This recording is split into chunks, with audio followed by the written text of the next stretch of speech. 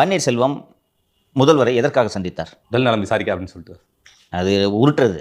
உண்மையான காரணம் என்ன? பிஎம்ஐ பார்க்க ஏர்போர்ட்லேருந்து அப்பாயின்மெண்ட் வாங்கி கொடுங்க, என்ன இன்சல்ட் பண்ணுறீங்களா? பகுதியா என்ன பண்ணுறேன் அப்படின்ட்டு போய் பார்க்கிறார். பார்த்த பிறகு என்ன நடக்கும்? என்ன நடந்தது? ஒன்றுமே நடக்கல. நயினார் அவரை திருப்பி தொடர்பு கொண்டாரா? டிடிவி என்ன சொன்னார்? அவரை வெளியே விட்டுக்கூடாது, பாஜக தலைமை அவர்கிட்ட பேசணும் திருப்பி அப்படின்னா. அப்போ பேசியிருப்பாங்களா? பேசியிருக்காங்க, ரைட்டா? அப்போ பேசி என்ன பொசுக்குன்னு கோச்சிக்கிட்டீங்க, சரி 26ஆம் தேதி வரல அன்றைக்கி அப்பாயின்மெண்ட் வாங்கி கொடுங்கன்னு சொல்லுவார், ரைட்டா? அன்றைக்கி போய் ஒரு வேலை அப்பாயின்மெண்ட் கொடுக்குறாங்க, ஒரு ரோஜாப்பூ வாங்கிட்டு வந்து நில்லி அப்படின்னு சொன்ன உடனே போய் பார்த்துடுறாரு. இப்போ திருப்பி திமுக கிட்ட போவாரா? போக மாட்டார் இல்லையா? அந்த ஒரு ஃபோட்டோவை வச்சுக்கிட்டு 1.5 வருஷம் பேசுவார் அவர், கரெக்டா?